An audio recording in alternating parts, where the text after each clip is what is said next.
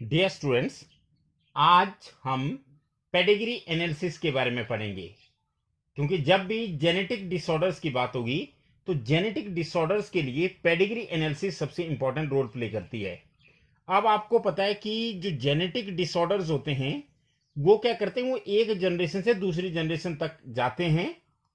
और ये जो क्या आइडिया था कि हमारे पास जो डिसऑर्डर्स होते हैं, disorders are inherited. Inherited means they are transmitted from one generation to the another generation. ये आइडिया तो बहुत पहले से था। और ये किस चीज पर बेस्ड था? It was based on the heritability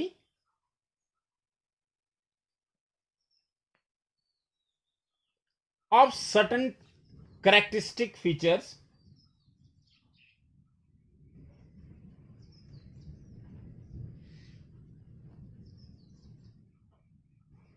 in a family। देखिए, बेसिकली क्या होता है कि डिसऑर्डर्स एक जनरेशन से दूसरी जनरेशन तक जाते हैं।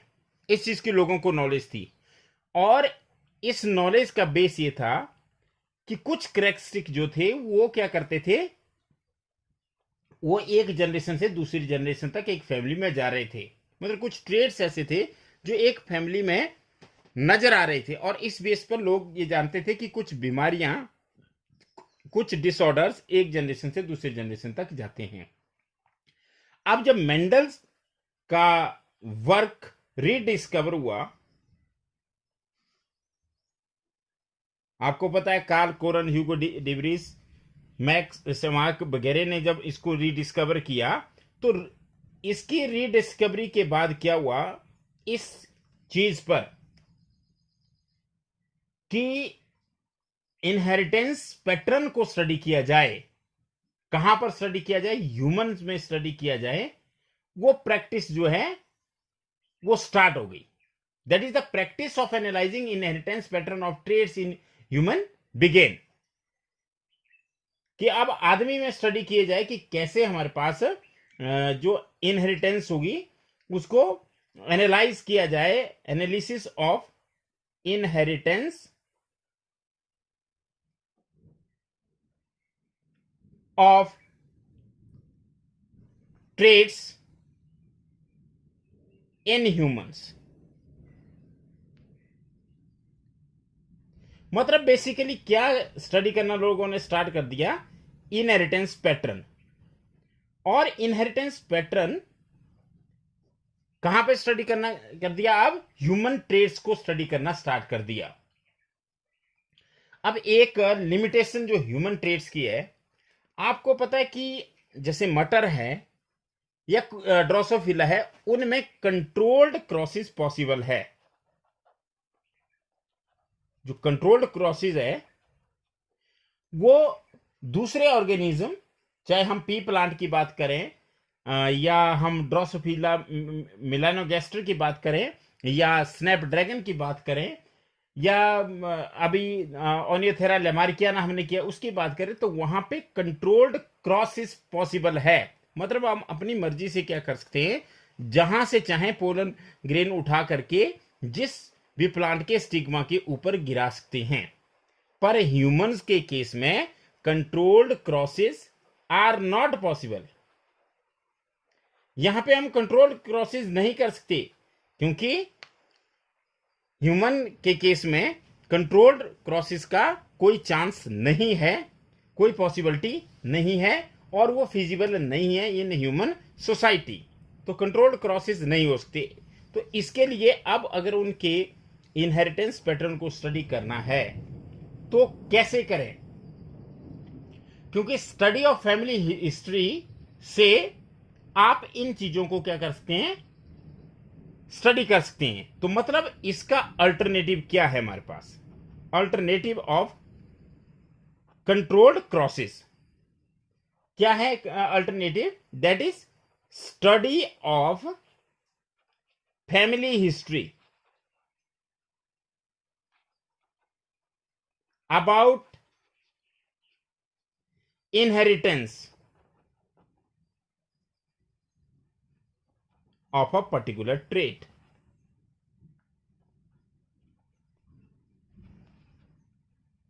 देखिए, अभी तक मैंने ये बताया कि जो डिसऑर्डर्स होते हैं वो एक जनरेशन से दूसरी जनरेशन तक जाते हैं। ये नॉलेज जो है वो बहुत पहले से थी, और इसका बेस ये था कि कुछ करेक्टरिस्टिक जो है, कुछ करेक्टरिस्टिक फीचर जो है एक फैमिली के अंदर क्या हो रहे हैं, वो इनहेरिट हो रहे हैं, उनकी हेरिटेबिलिटी होती है। पर जैसे ही मेंडल का काम रीडिस्कवर हुआ 1901 में, तो जो practice of analysing inheritance pattern of traits in human वो स्टार्ट हो गई कि अब ह्यूमन में स्टडी किया जाए कि किस तरह का पैटर्न होता है, इनहेरिटेंस पैटर्न होता है ह्यूमन के केस में, उसको वो स्टार्ट कर दी गई। अब इसका सबसे बड़ा जो ड्रॉबैक था, ड्रॉबैक क्या हम ये कह सकें कि लिमिटेशन थी, कि हम कंट्रोल्ड क्रॉसेस जो है वो ह्यूमन के केसेस में नहीं कर सकते, क्योंकि ह्यूमन के केस में मैरिज का कंसेप्ट है, सोसाइटी का कंसेप्ट है, तो वहां पे controlled crosses are not possible. तो इसलिए हमारे पास जो दूसरा अल्टरनेटिव था, वो क्या अल्टरनेटिव था? To study the family history about the inheritance of a particular trait. जैसे मान लिया जाए कोई भी एक ट्रेट है, सपोज करिए आप आई कलर की हम बात कर ले, तो आई कलर को आप एक फैमिली में पूरे में स्टडी कर सकते थे, और इसी एनालिसिस को क्या कहा जाता है? This is called as pedigree analysis. That is, what is pedigree analysis? तो पेडिग्री एनालिसिस का मतलब होता है कि कोई ट्रेट किस फैमिली में कैसे इनहेरिट हो रहा है, उसको बोलते हैं pedigree analysis. That is the analysis of traits, या आप ऐसे कहते हैं analysis of inheritance of trades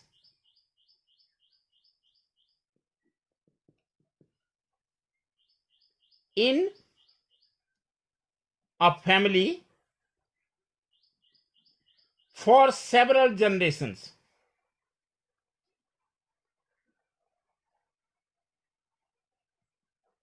is called pedigree analysis। मतलब हम पेडिग्री एनालिसिस में क्या स्टडी करते हैं? पेडिग्री स्टडी में हम ट्रेड्स की एनालिसिस करते हैं एक फैमिली में बहुत सारी जनरेशन के लिए, और you can say that it is the analysis of traits in several generation of a family. मतलब एक ही फैमिली की बहुत सारी जनरेशन में जब आप किसी ट्रेड की इनहेरिटेंस को स्टडी करते हैं, उसको एनालाइज करते हैं, तो इस तरह की एनालिसिस को कहते हैं पेडिग्री एनालिसिस। और एक और बात आप कहते हैं कि पेडिग्री एनालिसिस में क्या होता है? The inheritance of a particular trait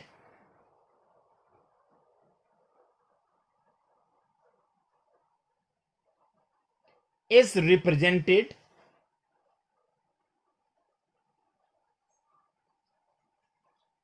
in the family tree।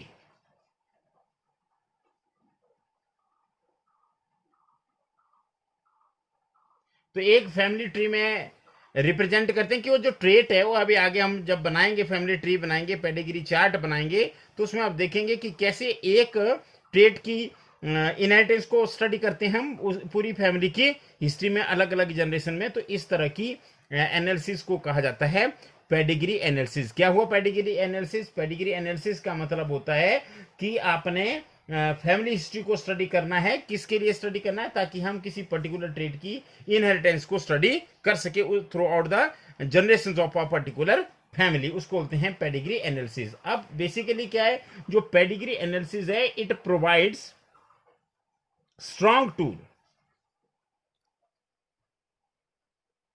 अब स्ट्रॉन्ग टूल किस चीज के लिए प्रोवाइड किया जाता है? Which is utilise to trace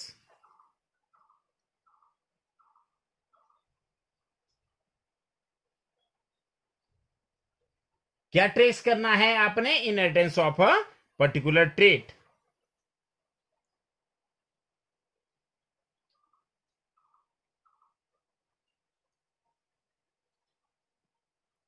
तो देखिए ये हो गया, मतलब क्या, किसी ट्रेट, किसी एक फैमिली में बहुत सारी जनरेशन में किस तरह से उसकी इनहेरिटेंस हो रही है, इस तरह के एनालिसिस को क्या कहा जाता है? पेडिग्री एनालिसिस कहा जाता है। और पेडिग्री एनालिसिस को क्या किया जाता है? फैमिली ट्री, मतलब किसी एक पर्टिकुलर ट्रेट की पेडिग्री को या उसकी इनहेरिटेंस पैटर्न को एक चार्ट पर दिखाया जाता है, उसे पेडिग्री चार्ट कहते हैं, और इसको फैमिली ट्री के रूप में प्रेजेंट किया जाता है। और ये एक स्ट्रॉन्ग टूल है जिससे हम किसी एक ट्रेट की इनहेरिटेंस को ट्रेस कर सकते हैं। इसके अलावा और क्या ट्रेस कर सकते हैं? एबनॉर्मलिटी भी कोई ट्रेस कर सकते हैं हम कि जनरेशन टू जनरेशन वो एबनॉर्मलिटी कैसे जा रही है, या कोई डिसऑर्डर। तो पेडिग्री एनालिसिस एक ऐसा टूल है जिससे आप किसी पर्टिकुलर ट्रेट की इनहेरिटेंस को स्टडी कर सकते हैं किसी फैमिली में, या कोई एबनॉर्मलिटी हो रही है या कोई जेनेटिक डिसऑर्डर है, उसकी इनहेरिटेंस कैसे हो रही है या कैसे होगी, इस चीज को आप एक एनालिसिस से स्टडी कर सकते हैं, और उस एनालिसिस को बोलते हैं पेडिग्री एनालिसिस। अब बेसिकली क्या होता है, देखिए समझिए कि each and every feature in organism is controlled by one और मोर जीन्स। आपको होता है कि हमारी बॉडी के अंदर जितने भी फीचर्स हैं उनको कंट्रोल करने के लिए, फीचर्स को कौन कंट्रोल करता है? फीचर्स को कंट्रोल करते हैं जीन्स। और जीन्स कहां पे होते हैं? Genes are located on the DNA. और जो डीएनए जो होता है वो कहां पे होता है? डीएनए खुद होता है क्रोमोसोम में। तो मतलब क्या हुआ कि जो फीचर्स है वो कंट्रोल होते हैं जीन्स से, और जीन लोकेटेड होते हैं डीएनए में, और डीएनए खुद लोकेटेड होता है क्रोमोसोम के अंदर। अब जो डीएनए है, it is the carrier of genetic information. This is very important. DNA is the carrier of genetic information. तो डीएनए मतलब क्या है? ये जेनेटिक इंफॉर्मेशन का कैरियर है, और it is transmitted from generation to generation, एक जनरेशन से दूसरी जनरेशन तक जाता रहता है विदाउट एनी चेंज और अल्टरेशन। मतलब क्या है कि ये डीएनए, जीन्स डीएनए पे प्रेजेंट होते हैं और डीएनए क्रोमोसोम पे प्रेजेंट होता है, और जो डीएनए होता है वो कैरियर होता है जेनेटिक इंफॉर्मेशन का, और एक जनरेशन से दूसरी जनरेशन तक जाता रहता है बिना किसी चेंज और अल्टरेशन के। और जब इस डीएनए में कोई चेंज होती है ओकेजनली, तो उस चेंज को क्या कहा जाता है? म्यूटेशन कहा जाता है। और ये म्यूटेशन आप पढ़ चुके हैं। हम बात करें पेडिग्री एनालिसिस की, तो पेडिग्री एनालिसिस के लिए कुछ जैसे अगर ह्यूमन पेडिग्री एनालिसिस की हम बात करें तो वहां पे कुछ सिंबल्स यूज किए जाते हैं। और ये जो सिंबल्स होते हैं, ये देखिए कौन कौन से सिंबल्स होते हैं। सबसे पहले हम पेरेंट्स की बात करेंगे कि पेरेंट्स के लिए क्या सिंबल यूज किया जाएगा। तो अगर इस तरह का सिंबल है, ये देखिए, तो इसका मतलब है मेल पेरेंट, मेल। और अगर ये सिंबल ऐसे हैं तो इसको बोलेंगे फीमेल। पेरेंट्स की बात हो रही है। आगे भी चाइल्ड में भी यही, मेल के लिए हम ये यूज करेंगे और फीमेल के लिए एक सर्कल यूज करेंगे। क्लियर? मतलब स्क्वायर का मतलब हुआ मेल और सर्कल का मतलब है फीमेल, जेंडर स्पेसिफाई करने के लिए। और अगर मान लिया जाए उसको हमने स्क्वायर बनाया पर वो इस तरीके से बनाया, तो ये होगा दिस इज जेंडर अनस्पेसिफाइड। ये अनस्पेसिफाइड जेंडर है। मतलब क्या कह सकते हैं आप? Sex unspecified.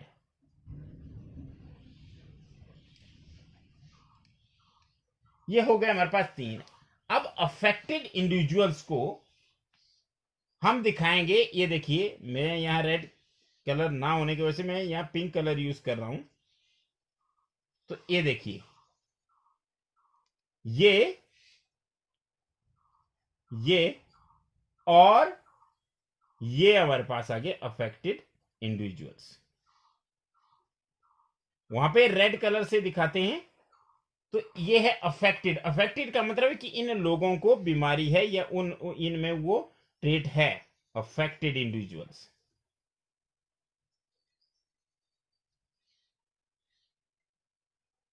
ऐसे इंडिविजुअल जो अफेक्ट हो चुके हैं उनको इस तरह से दिखाएंगे, मेल, फीमेल एंड कौन सा आ गया हमारे पास?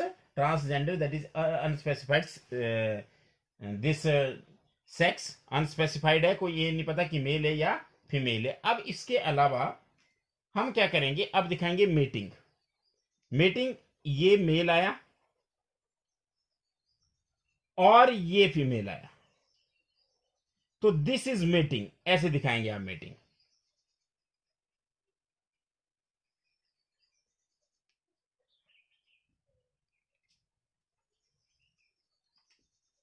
तो ये हमारे पास मेटिंग है। मेटिंग को दिखाने का तरीका मैंने बता दिया आपको, ये है मेटिंग।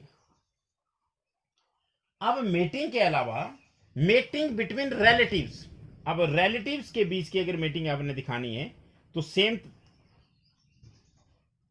पर आप क्या करेंगे, यहां पे डबल लाइन लगाएंगे। ये देखिए, ये this is meeting between relatives, ये रिलेटिव्स के बीच की मीटिंग है। ये है मीटिंग बिटवीन रिलेटिव्स। क्लियर? ये मेल, ये फीमेल, ये अनस्पेसिफाइड सेक्स, ये अफेक्टेड इंडिविजुअल, ये मीटिंग है, and this is meeting among relatives.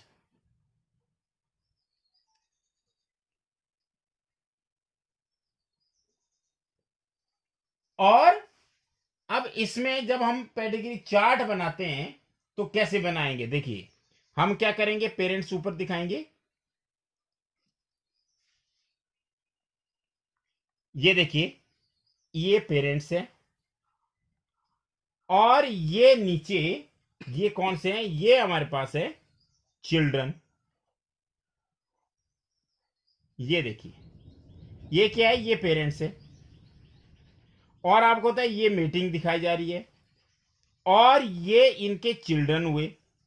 अब जो चिल्ड्रन है वो कैसे दिखाएंगे आप, मतलब क्या है कि ये पेरेंट्स से, पेरेंट्स आपने ऊपर बनाने, पेरेंट्स अबव, चिल्ड्रन बिलो।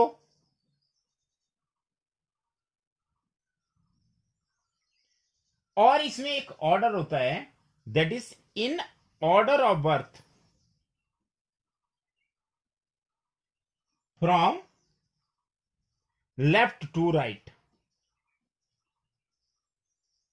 मतलब जो पहले पैदा होगा उसको लेफ्ट साइड रखेंगे, और जिस जो बाद में पैदा होगा उसको राइट साइड में रखेंगे। तो ये ऑर्डर ऑफ बर्थ भी है। और अगर हमारे पास पेरेंट्स दिखाने हैं और उसमें हमने दिखाना है कि जो मेल चाइल्ड है वो अफेक्टेड है, तो आप क्या करेंगे, देखिए ये पेरेंट्स दिखाए,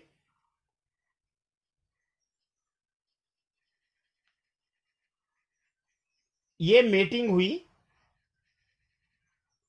और ये उनका मेल चाइल्ड है। ये देखिए, ये मेल चाइल्ड है ये। तो आपको जैसे मैंने ऊपर बताया कि मेरे पास रेड कलर नहीं है, नहीं तो रेड कलर से दिखाते हैं, इसको मैं पिंक से दिखा रहा हूं। तो यहां पे क्या है, ये है parents with male child affected with disease. तो अफेक्टेड को दिखाने के लिए आपको होता है कि रेड कलर यूज किया जाता है। और ये, और अगर मान लिया जाए हमारे पास क्या हो, अगर सिचुएशन यहां पे ऐसी हो, ऐसे ये दिखाया, और इसके अंदर अगर कोई नंबर लिखा है, इसके अंदर मान लिया जाए ए नंबर लिखा, 5 लिखा मैंने, तो इसका मतलब है 5 अनअफेक्टेड ऑफस्प्रिंग। क्योंकि आपको तो एक कलर हम उसके लिए करते हैं, तो 5 अनअफेक्टेड ऑफस्प्रिंग्स। ये है हमारे पास जो सिंबल्स हैं, किस तरह से स्क्वायर बॉक्स से मेल, सर्कल से फीमेल, और उसको वर्टिकली कर दो स्क्वायर को तो वो सेक्स अनस्पेसिफाइड। अफेक्टेड इंडिविजुअल को रेड कलर से दिखाते हैं, मीटिंग मेल और फीमेल के बीच में एक लाइन लगा देते हैं, और मीटिंग अमंग रिलेटिव्स में 2 लाइनें लगा देते हैं। और जब चार्ट में तो पेरेंट्स के ऊपर लिखते हैं और बच्चों को नीचे लिखते हैं, और लेफ्ट टू राइट उनको ऑर्डर ऑफ बर्थ में लिखा जाता है। और जब पेरेंट्स नॉर्मल हो और मेल चाइल्ड अफेक्टेड हो तो आपको होता है कि पेरेंट्स दिखाएंगे, उनकी मीटिंग दिखाएंगे और मेल चाइल्ड को रेड कलर से दिखाएंगे। और अगर मान लिया जाए हमारे पास अनअफेक्टेड हो तो उसको आपको पता है उसके अंदर नंबर लिख देंगे कि इतने जो है वो अनअफेक्टेड इंडिविजुअल। तो इस तरह से आज हमने किया पेडिग्री एनालिसिस। पेडिग्री एनालिसिस का मतलब था to study the inheritance of traits in a family for several generations. तो इसको बोलते हैं पेडिग्री एनालिसिस। अब हम बात करेंगे जेनेटिक डिसऑर्डर्स की, जिसमें हम मेंडेलियन डिसऑर्डर्स की बात करेंगे और साथ में क्रोमोसोमल डिसऑर्डर्स की बात करेंगे। लेकिन हम नेक्स्ट वीडियो में जो बात करने जा रहे हैं वो हम मेंडेलियन डिसऑर्डर्स की बात कर रहे हैं। और मेंडेलियन डिसऑर्डर्स में भी कौन से हम हीमोफीलिया, सिकल सेल अनीमिया और फिनाइल कीटोन यूरिया की बात करेंगे। तो ये हम नेक्स्ट वीडियो में करेंगे। Thank you very much.